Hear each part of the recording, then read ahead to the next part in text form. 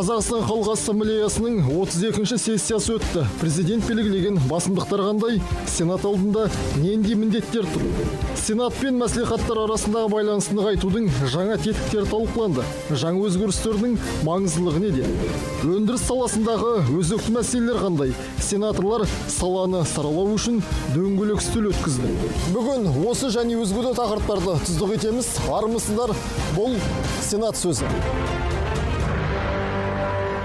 Сенат спикері Мәулен Әшімбаевтың төрағалығымен палата отырысы өтті. Сенаторлар Қазақстан мен Қырғызстан арасында азаматтық және қылмыстық істер жөнінде өзара құқықтық көмек көрсету туралы шартқа өзгерістер мен толықтырулар енгізу туралы хаттаманы ратификациялау туралы заңды қарап, үкіметке депутаттық сауалдарын жолдады. Отырысты ашқан палата төрағасы мемлекет басшысы Қасым-Жомарт Тоқаев Қазақстан Халқы Ассамблеясының 32-ші сессиясында тоқталған міндеттерге назар аударды. Сондай-ақ Мәулен Әшімбаев қоғамдық келісім мен жалпы ұлттық бірлікті нығайту жолында бірлесіп әрекет етудің маңызы зор екенін айтты.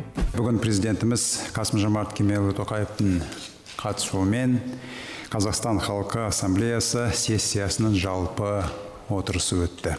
Жиында президентіміз қоғамдық келісім мен жалпы ұлттық бірлікті қамтамасыз етуге арналған бірқатар міндеттерге тоқталды. Сенат үшін бұл сала басым бағыттардың бірі екенін жақсы білесіздер. Қазіргі таңда Қазақстан Халқы Ассамблеясының өкілдері 5 әріптесіміз және басқа да сенаторлар этносаралық ынтымақтастықты арттыруға бағытталған жұмыстарға белсенді қатысып келеді.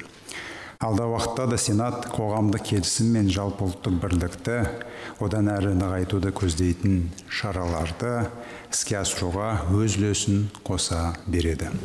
Отырыс барысында палата депутаттары Қазақстан Республикасы мен Қырғыз Республикасы арасындағы азаматтық және қылмыстық істер жөніндегі өзара құқықтық көмек көрсету туралы шартқа өзгерістер мен толықтырулар енгізу туралы хаттаманы ратификациялау туралы заңды қарап мақұлдады. Бұл келісім екі жақты ынтымақтастықты кеңейтуді, азаматтық және қылмыстық істер бойынша өзара құқықтық көмек көрсетуді көздейді. Заң нормаларына сәйкес екі елдің заңнамасын ескере отырып, шарттың бірқатар бабына өзгерістер енгізіледі. Жалпы бұл заңға енгізіліп жатқан өзгерістер біздің соңғы кездердегі саяси реформаларға қатысты біздің заңдарымыздағы, оның ішінде құқық қорғау саласындағы заңдарға енгізілген өзгерістерге байланысты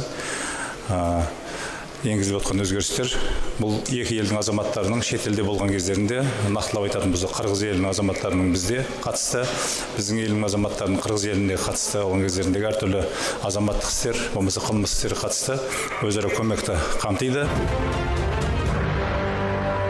Сенат төрағасы Мәулен Әшімбаев бастаған бір топ депутат алыптардың алтын бесігіне айналған Алматы облысына жұмыс сапарымен барды. Жиын барысында депутаттар бірқатар әлеуметтік нысандар алып, жергілікті мәслихат депутаттарымен кездесті. Сенат жұмысы трансформацияланғаннан кейін өңірлер мәселесі палата үшін бірінші орынға шыққан. Бұл миссияны сәтті орындау үшін мәслихаттар мен өзара іс-қимылдың жаңа форматын құру маңызды. Мәулен Әшімбаев Сенат өңірлердің мүддесін қорғайтын палата екенін тілге тиек етіп, алдағы уақытта да мәслихаттармен байланыс күшейе түсетінін жеткізді. Осыған орай Сенат төрағасы алдағы бірлескен жұмыстың басым бағыттарын айқындап берді. Палата спикерінің айтуынша, қазіргі таңда жаңа формациядағы заңдарды әзірлеп қабылдау жұмысына мәслихат депутаттарын белсенді жұмылдырған жөн. Себебі өңірлердегі проблемаларды сол жердегі азаматтардан артық ешкім білмейді. Ал сенаторлар аймақтардың даму мәселесіне баса мән беруге және жүйелі проблемаларды шешуге заңнамалық тұрғыдан ықпал етуге тиіс. Әр өңірдің өзіне тән мәселелер бар екенін де жақсы білеміз. Олардың басым көпшілігі президентіміз атап көрсеткендей инфрақұрылымға, әлеуметтік нысандарға, мемлекеттік бағдарламалардың іске асырылуына қатысты. Сенат депутаттары осы мәселелерді орталық деңгейде жүйелі түрде көтеріп, олардың оң шешілуіне ықпал етуде. Былтыр парламент 86 заң қабылдады. Олардың 13-не депутаттардың өзі бастамашы болды. Қабылданған заңдардың бәрі елдің дамуына және халықтың өмір сүру сапасын арттыруға бағытталған. Бүгінде президентіміз бекіткен 10 ұлттық жоба іске асырылуда. Оның бәрі өңірлерге тікелей қатысы бар құжаттар. Бұл ретте депутаттар тарапынан жүйелі бақылау жұмысын жолға қою аса маңызды. Біз сол арқылы президентіміздің кешенді реформаларына тиісті қолдау көрсететін боламыз. Сонымен қатар, сапар барысында Сенат төрағасы Алматы облысының белсенді жастарымен және Шарапат арнаулы әлеуметтік қызметтер көрсету орталығының ұжымымен жүздесті.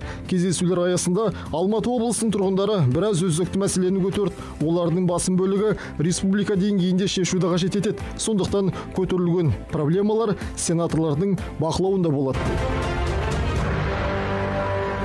Сенаттың экономикалық саясат, инновациялық даму және кәсіпкерлік комитетінің депутаттары өңдеу өнеркәсібін дамыту, нақты жай-күйі, проблемалары және даму перспективалары тақырыбы бойынша дөңгелек үстел өткізді.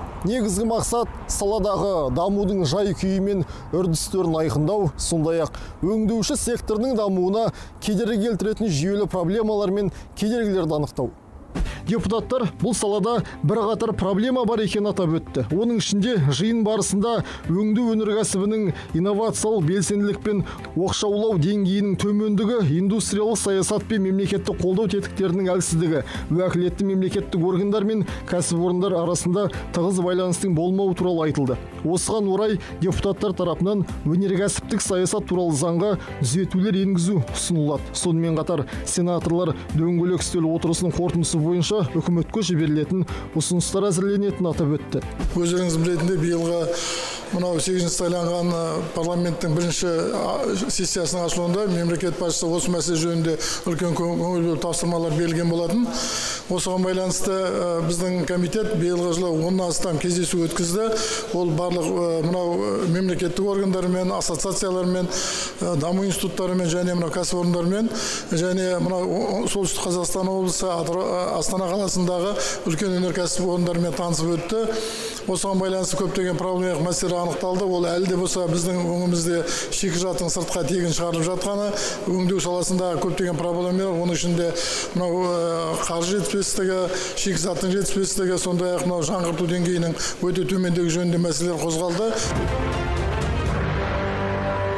Сенаттың әлеуметтік мәдени даму және ғылым комитетінің депутаттары жұмыс сапарымен еңбек ресурстарын дамыту орталығында болды. Сенаторлар жұмысқа орналастыру ісіндегі цифрлық еңбек делдалы мен қызметтер көрсетудің онлайн платформасымен танысты. Бұл кездесу Сенатта мектепке дейінгі білім берудің қолжетімділігін арттыру, сапалы орта білім беруді қамтамасыз ету, жоғары және кәсіптік техникалық білім берудің даму үрдістері тақырыбы бойынша өтетін дөңгелек үстелге дайындық аясында болды. Сенаторлар осы сапардың қорытындысы жоспарланған дөңгелек үстел барысында ғана емес, Сенат депутаттарының заң шығару қызметінде де кеңінен талқыланатынын атап өтті. Депутаттар дағдыларға онлайн оқыту, кәсіпкерлік бастамасын қолдау және онлайн жұмысқа орналастыру процесін ұйымдастыру мәселелеріне қатысты бірқатар проблеманы сарапшылармен бірге талқылады.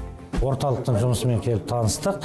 Бұнда әлеуметтік кодекс жақында ғана қабылданды. Осы кодекстің аясында отбасы картасы жасалған. Еңбек министрлігі үлкен жұмыстар жасағанын көзіміз көрді.